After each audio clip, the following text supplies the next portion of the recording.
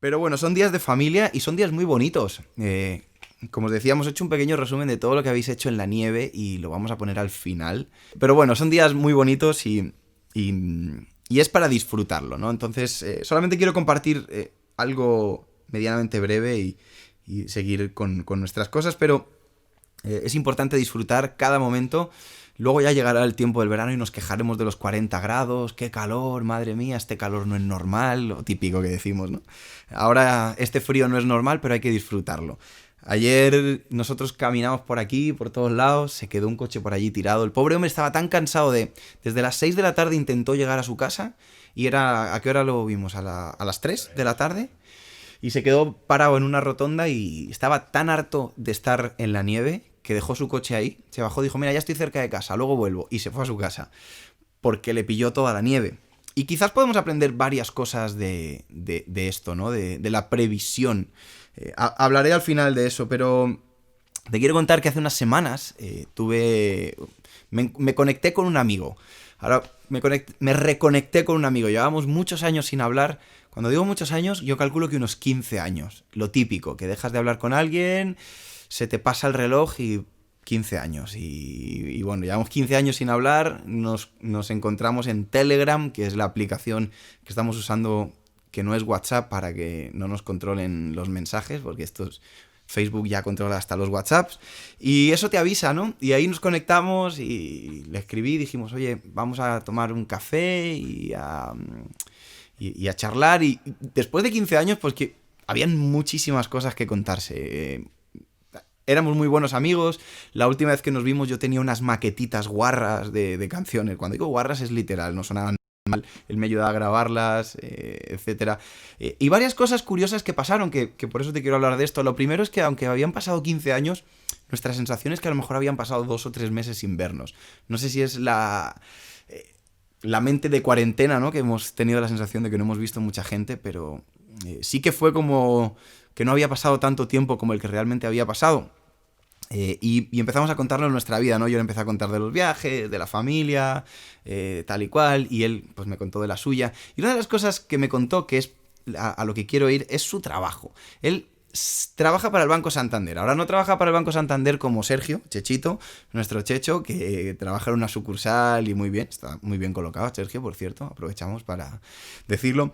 El tío tiene un trabajo que es muy interesante porque trabaja para el Banco Santander absorbiendo bancos. Y cuando me dijo esto, que yo ya sabía más o menos que trabajaba de eso, le pregunté porque me llama la atención cómo absorbes bancos. Entonces él me cuenta que su trabajo consiste en que el Banco Santander compra otro banco, vamos a poner por ejemplo Caja Nava, Nava la Gamella, yo qué sé, y su trabajo es que lo envían a ese país, porque es de otro país normalmente, y él va y convierte ese banco en un Banco Santander. Entonces, él me estuvo contando que estuvo en 3 países diferentes, estuvo en Alemania, estuvo en Estados Unidos y en México, 4 años cada vez absorbiendo un banco. ¿Y qué hace? Pues pone toda la cultura del Banco Santander en ese banco. Y durante 4 años empiezan a cambiar todos los protocolos, todas las maneras de trabajar, todo lo que se hace dentro del banco para que ese banco pase de ser Caja Naval Gamella a ser Banco Santander.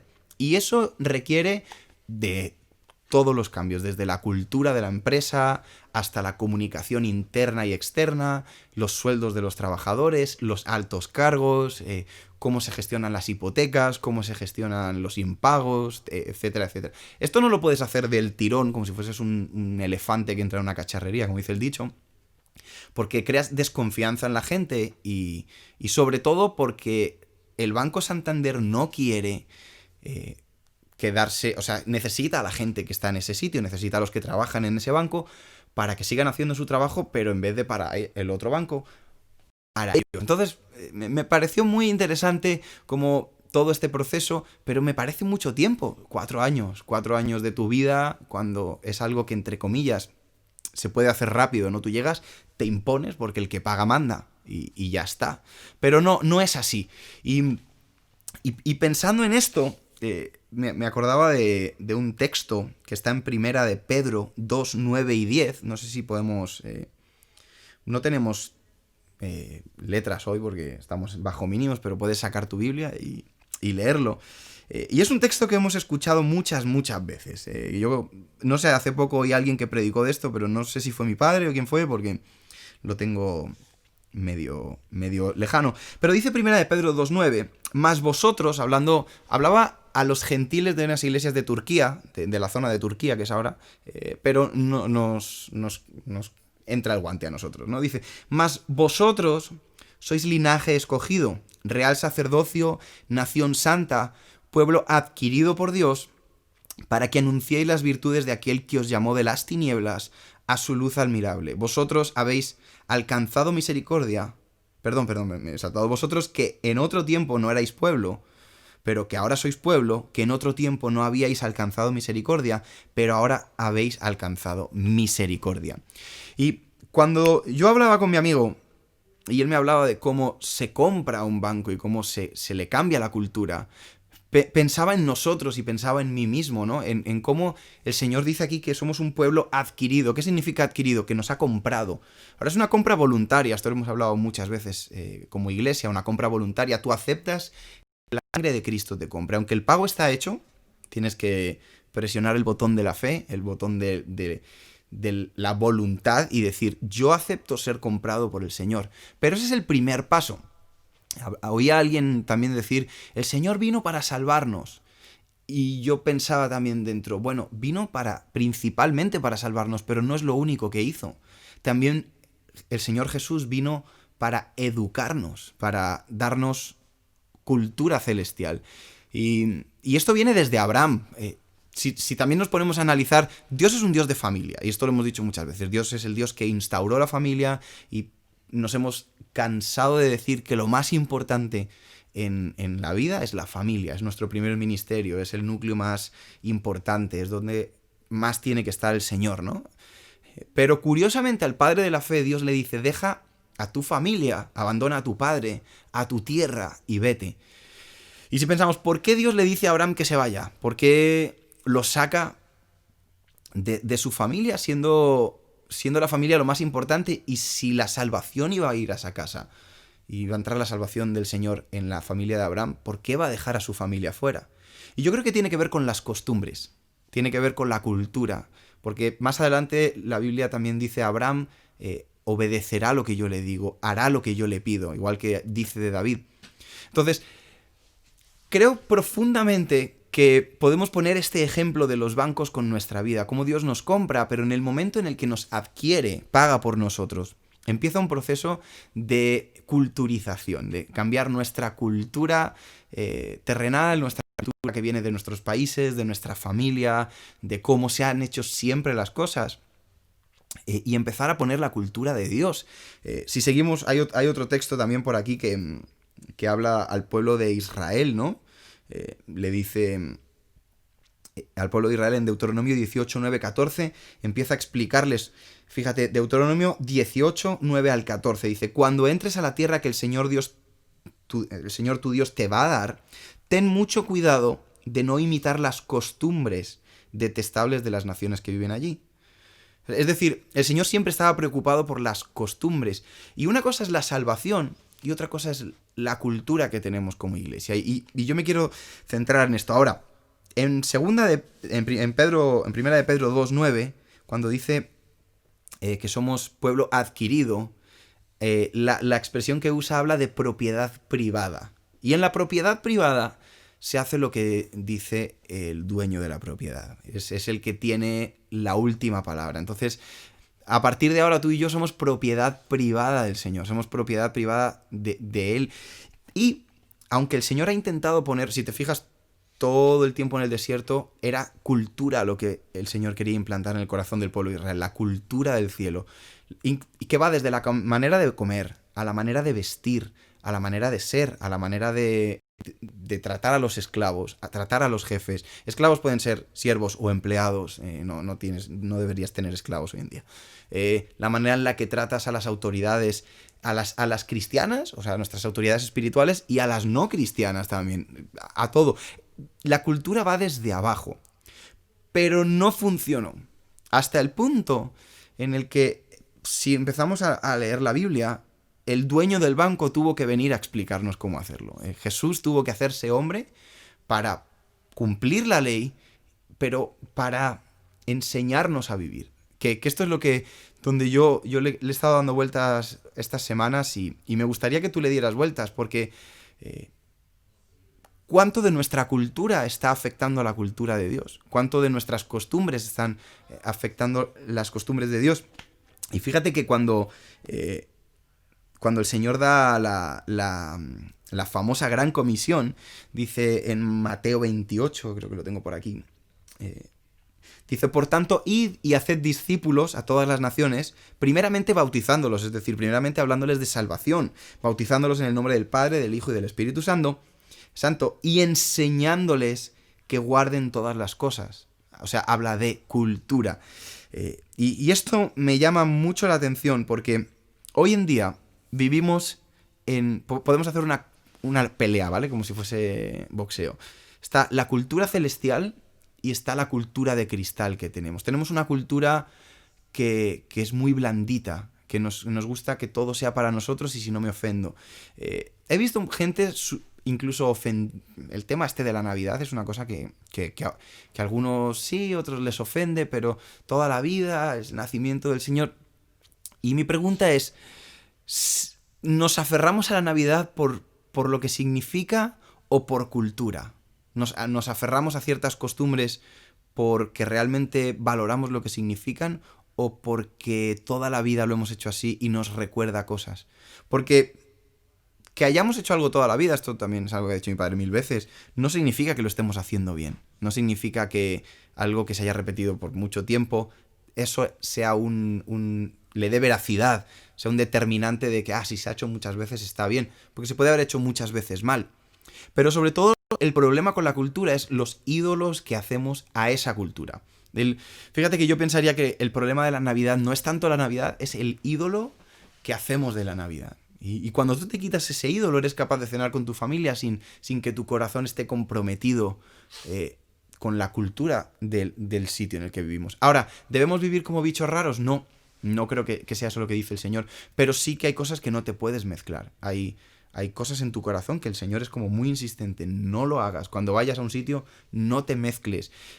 En la Biblia del Antiguo Testamento vemos muchas veces, no te cases con yugos desiguales. ¿Por qué? Por la cultura. Porque incluso si tú has recibido a Cristo en tu corazón, nadie te va a quitar esa salvación al menos que tú lo abandones. ¿Por qué es tan importante que te rodees bien? ¿Por qué el Señor crea la iglesia? Para que te protejas en la cultura.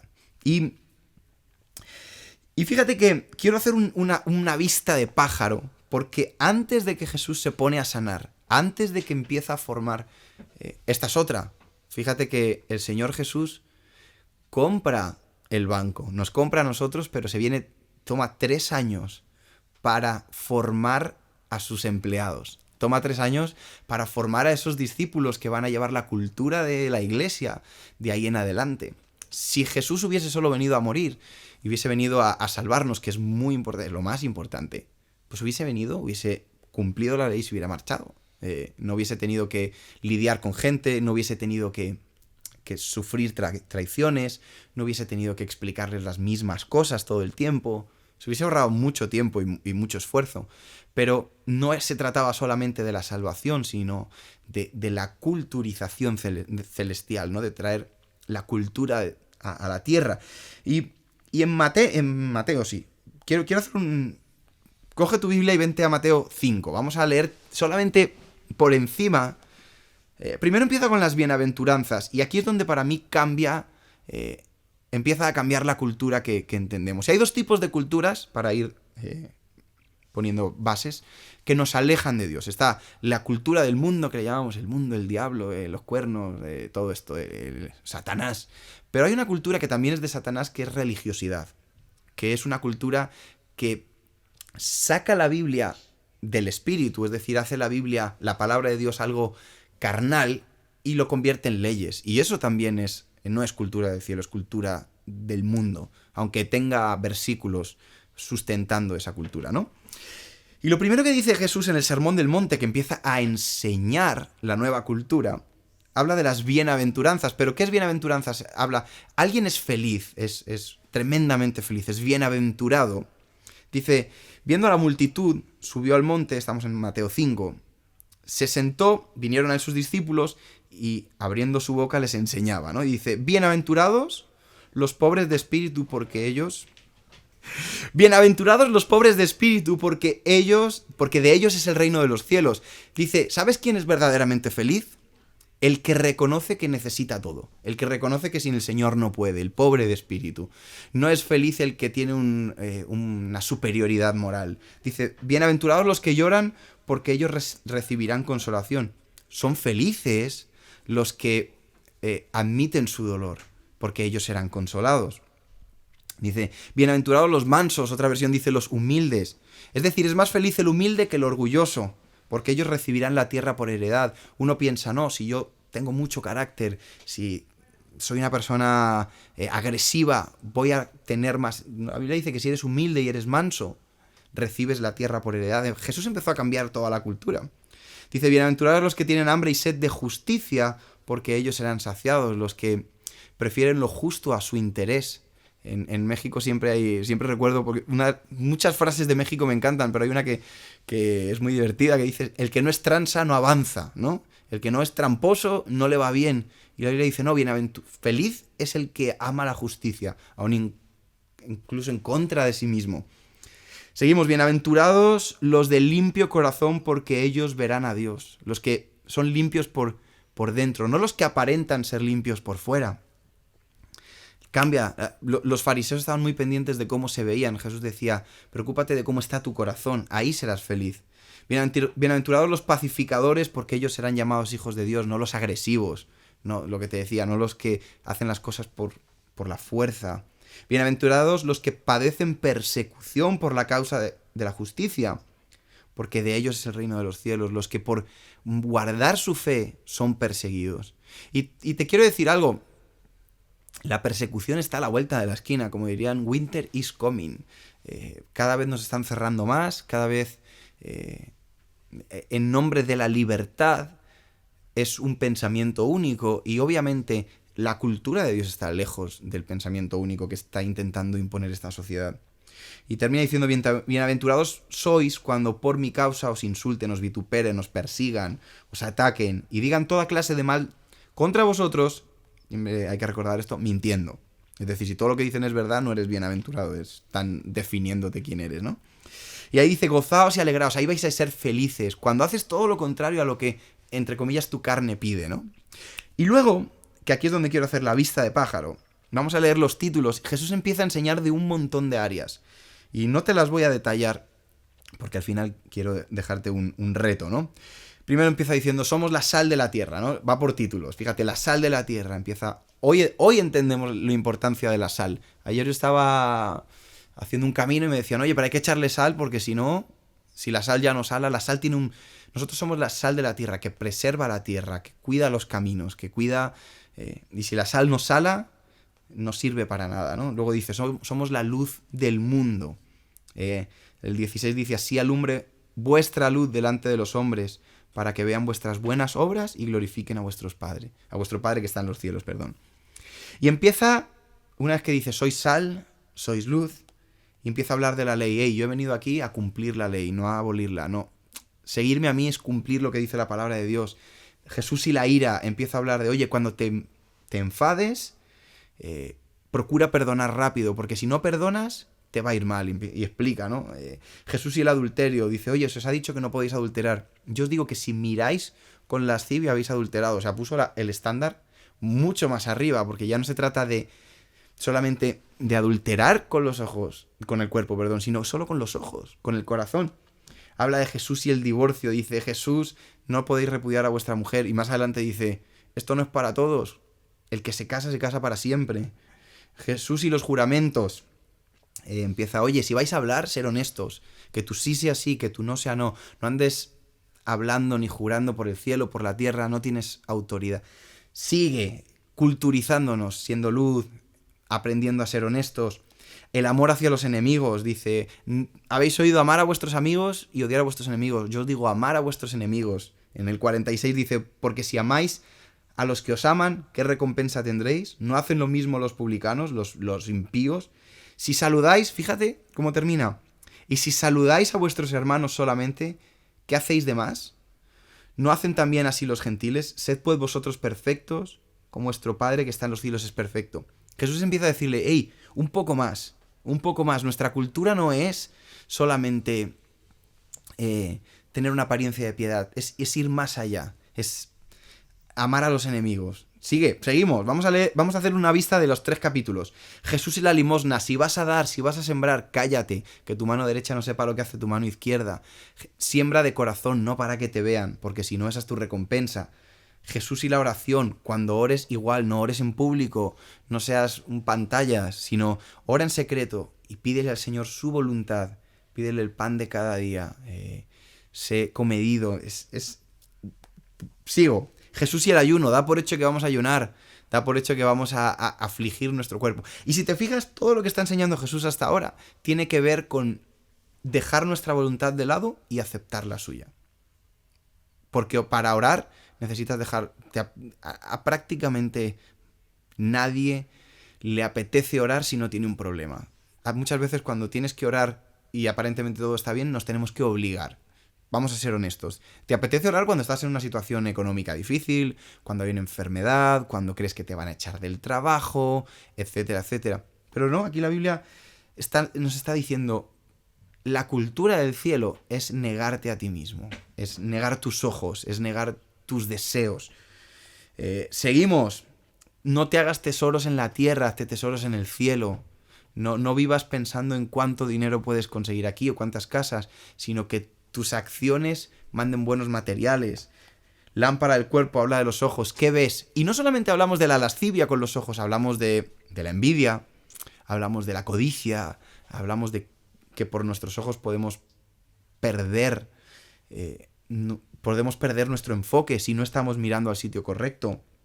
Habla de Dios y las riquezas. No puedes servir a 2 señores, no podemos. Afán y ansiedad, no te preocupes, confía en el Señor. ¿Sabes que preocuparte es decir Dios no lo puede hacer? Yo he obedecido a Dios, pero no sé si me va a ir bien. Fíjate que Jesús está tomando un montón de tiempo para implantar una cultura. Y no voy a ser detallado porque la idea es que nos lo leamos entre semana y empecemos a aplicarlo en nuestra vida. El último capítulo, no juzgues a los demás. La Biblia es un espejo. Sí, la Biblia es una espada, pero para nosotros es un espejo. Es para mí. No te dediques a juzgar a los demás con la Biblia. Júzgate tú, mírate tú, analízate tú. Jesús dice, no juzgues mucho. No vaya a ser que... Jesús y la oración y la regla de oro sigue hablando de ¿por qué no pedís al Señor si nosotros siendo malos le damos a nuestros hijos cosas buenas? Cuanto más Él siendo bueno nos va a dar cosas buenas. Y después de haber hablado de todo esto, que te recomiendo que lo leas despacio porque es cultura celestial, y no solo esto, sino todo lo que Jesús habla.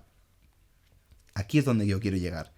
Empieza a hablar de la puerta estrecha, de los frutos que damos, de que no nos conoció, y de los 2 cimientos. Y aquí sí que quiero que leamos para terminar y para ver lo que el Señor les decía a los discípulos y nos dice a nosotros.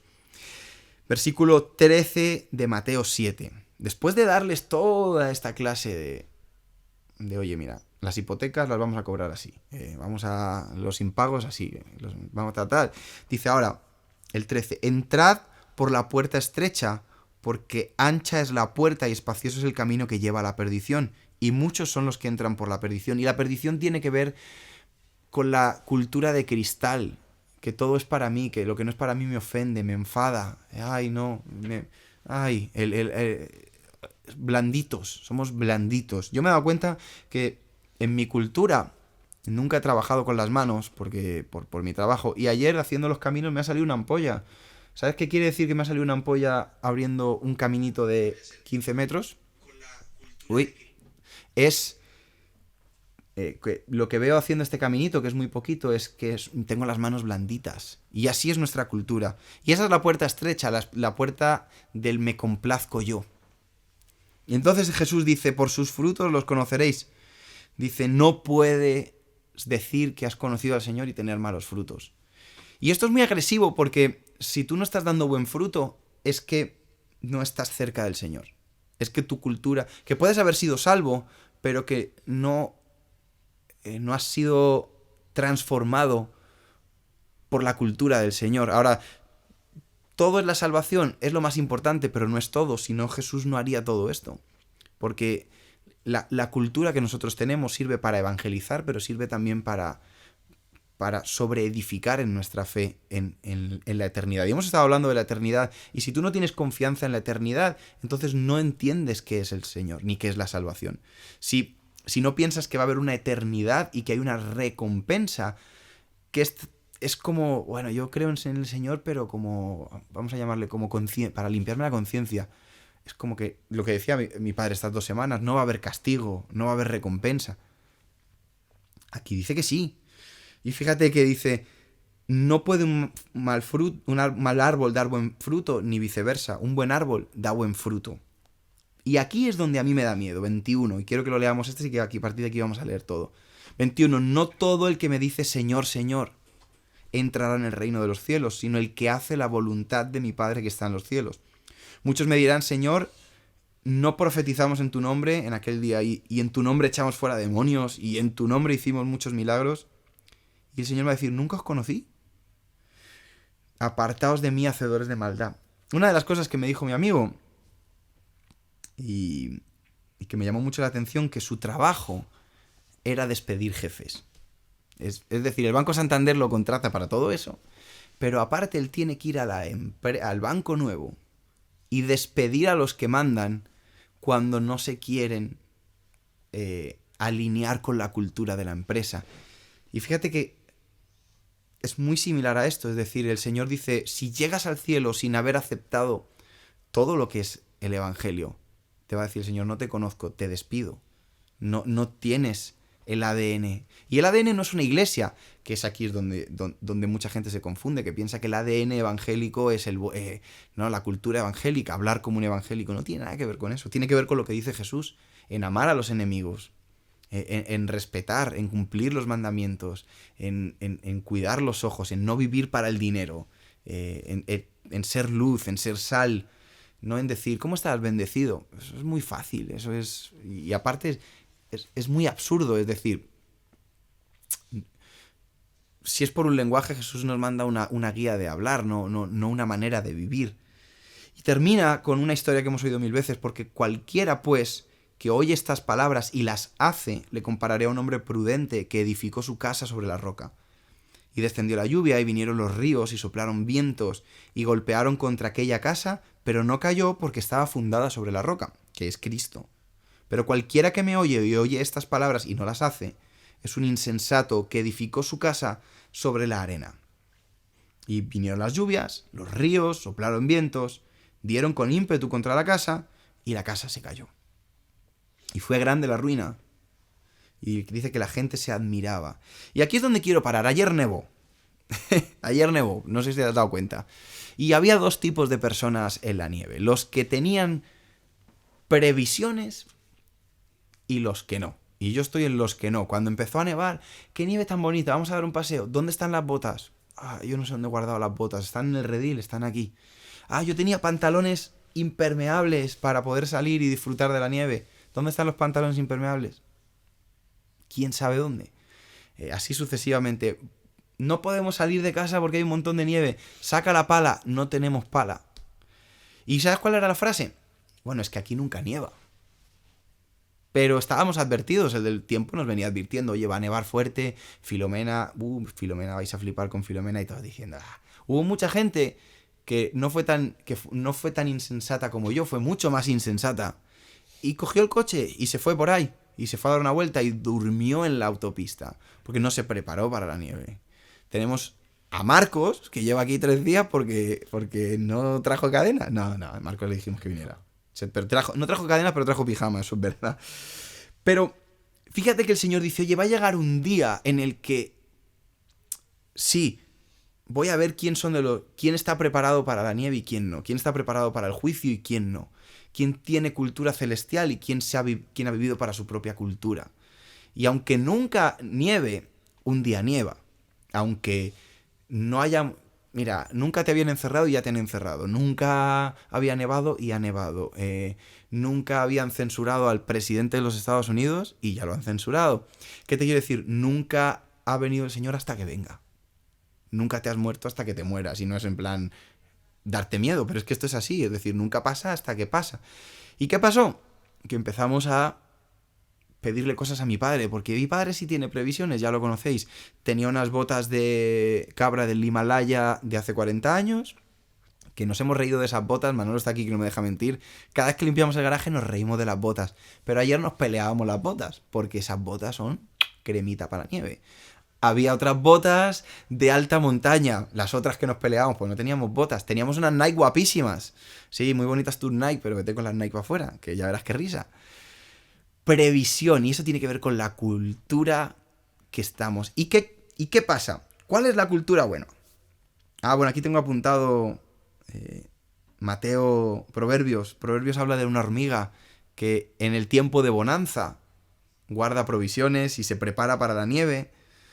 Y cuando viene la nieve está tranquila. Tú y yo debemos ser exactamente así. Esto es lo que nos recomienda. En los buenos tiempos, ahora que todavía podemos, debemos tener nuestras provisiones llenas de fe. Tenemos que abrazar la palabra porque tenemos que estar preparados para el invierno.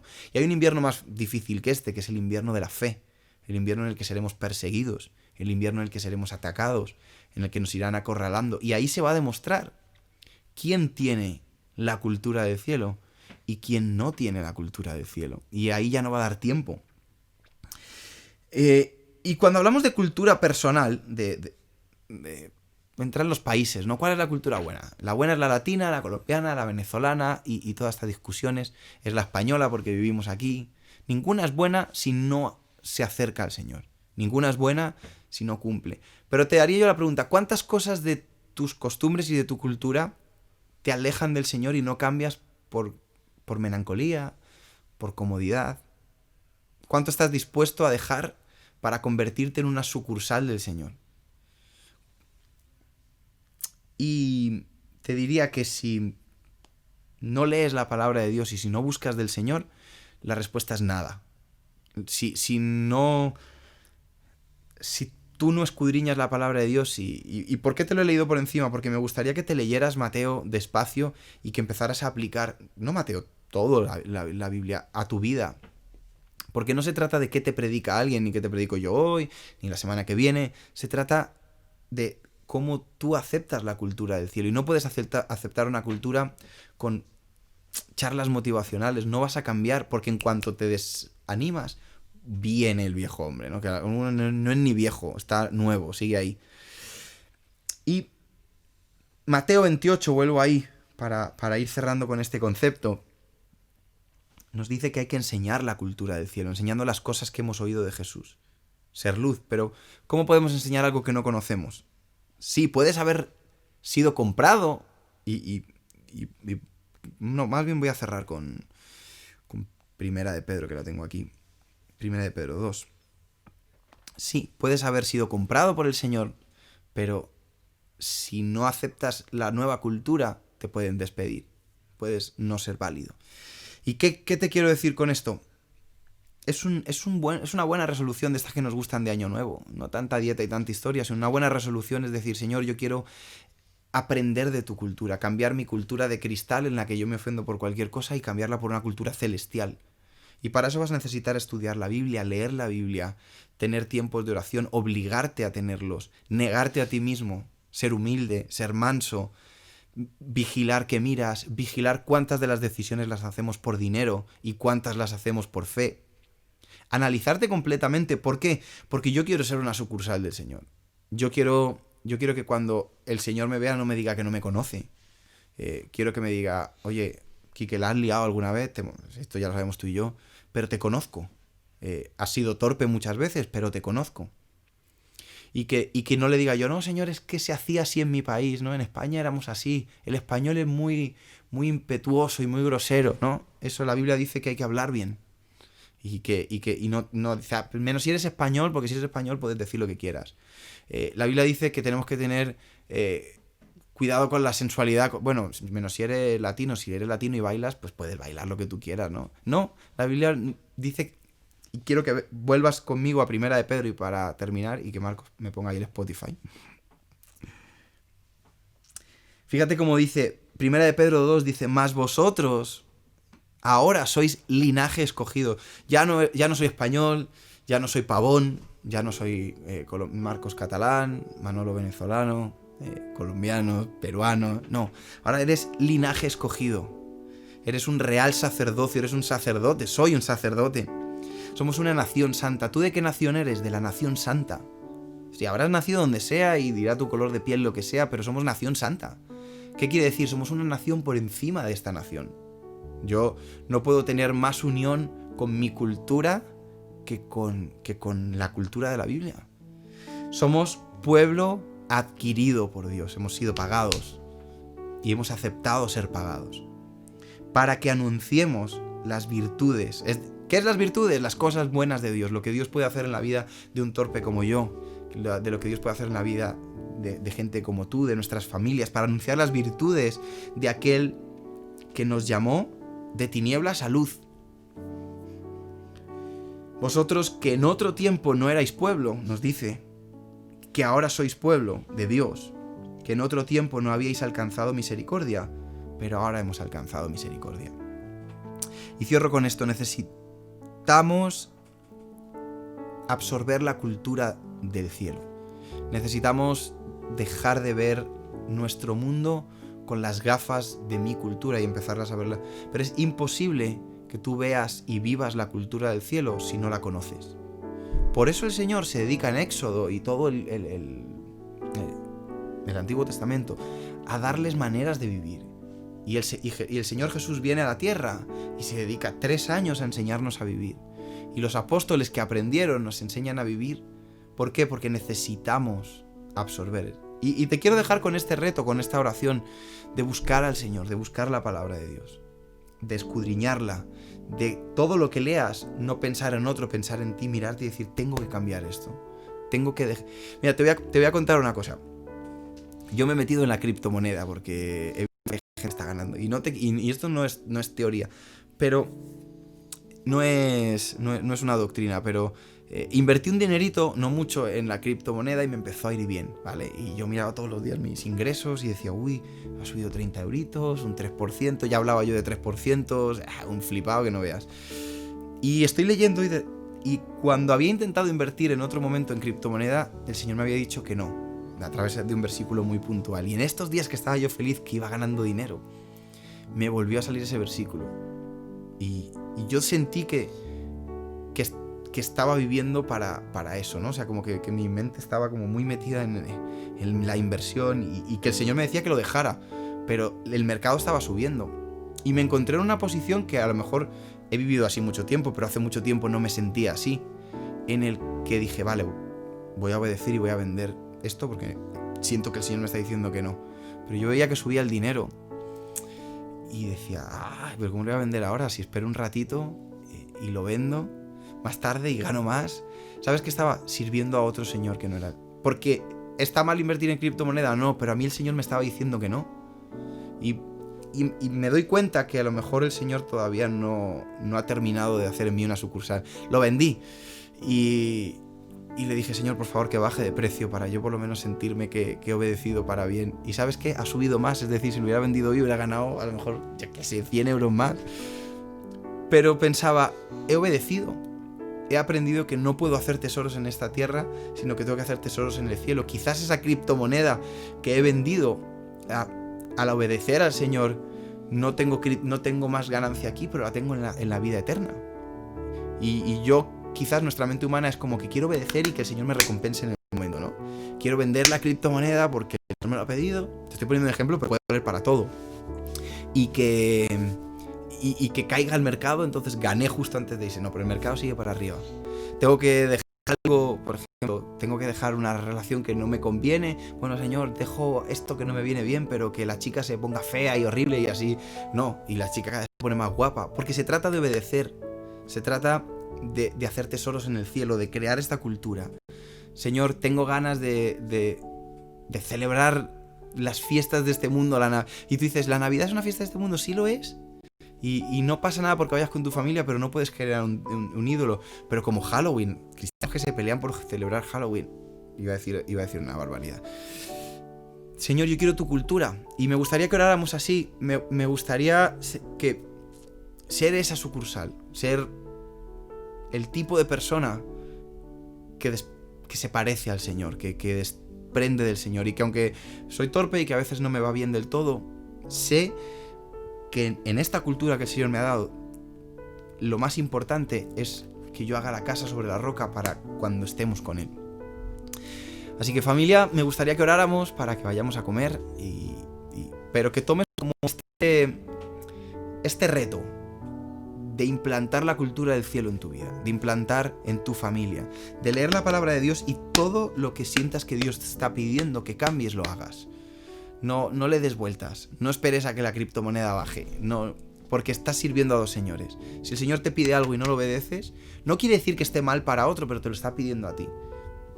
Dios manda a Abraham salir de su tierra y de su parentela porque Abraham iba a obedecer, y le costó. Y a ti y a mí nos va a costar, pero yo lo quiero intentar. Yo no quiero estar viviendo para mi deleite, sino para el deleite del Señor. Amén. Vamos a orar. Señor, gracias por tu palabra, pero sobre todo gracias porque nos has comprado, nos has adquirido. Has pagado un precio muy alto para transformar nuestra vida del viejo hombre que éramos. Y nos has dicho ahora que somos real sacerdocio, somos un pueblo del linaje escogido, un linaje especial, un linaje que no tiene que ver con este mundo, sino con la eternidad, con tu presencia, Señor. Gracias porque nos has considerado una nación santa, que aunque hayamos nacido en España, en Colombia, en Ecuador o en Inglaterra, donde hayamos nacido, Señor, eso no es importante. Somos ciudadanos de una nación mucho más alta, y queremos dejar cualquier cosa que nos atrape en nuestras culturas y que nos aleje de ti, Señor. Queremos ser la verdadera sal que sala, la luz que alumbra, ser esos hijos de Dios, que tu cultura viva en nosotros, Señor, y enséñanos a escudriñar tu palabra y a obedecerla, oh Dios, a que podamos ser ejemplos vivos de cómo se construye una casa sobre la roca, Señor, porque no queremos que todo el esfuerzo que hacemos en nuestra vida venga al agua y se lo lleve, Señor. Como hoy tenemos un ejemplo tan claro de que una tormenta puede destruirlo todo. Hay gente que ha perdido muchas cosas en estos días. Que cuando vengan las tormentas de la vida, nosotros no perdamos también lo que estamos construyendo. Por eso, Señor, perdón si ha habido áreas de nuestra vida que nos has pedido que corrigiéramos, o cosas que nos has pedido porque nos las quieres pedir, porque quieres ver a quién amamos más y no te las hemos dado, y nos hemos comparado con otros. Pero, Señor, nosotros no éramos pueblo, pero ahora somos pueblo. No teníamos misericordia, pero ahora sí tenemos misericordia. Quizás hay gente que vive pensando de una manera, pero nosotros vivimos bajo tu palabra, Señor. Por eso queremos empezar este año sabiendo que queda poco tiempo, poniendo tu cultura celestial por delante de todo, Señor, y dejar todo aquello que son costumbres que nos alejan de ti, para que brilles en nosotros. Te bendecimos y te damos muchas gracias en el nombre de Jesús. Amén y amén. Amén, que Dios te bendiga. Te recomiendo que hagas un plan de lectura, que hagas un plan de apuntar. Yo sé que te lo ha dicho tu líder, que te saques un tiempo para orar todos los días. Yo estoy haciendo un reto aquí con estos, no sé cuántos días llevas tarde ya. Vas al día, bien, te he pillado, estamos a 8, ¿no? Pero, ¿por qué? Porque en la palabra de Dios es donde tienes que oír las predicaciones, pero tienes que vivirla tú. Tú tienes que orar, nadie puede orar por ti. Jesús te dice, cuando ores, da por hecho que vamos a orar. Así que vamos a ser una iglesia con cultura celestial. Vamos a ser una iglesia que refleje a Jesús. Amén.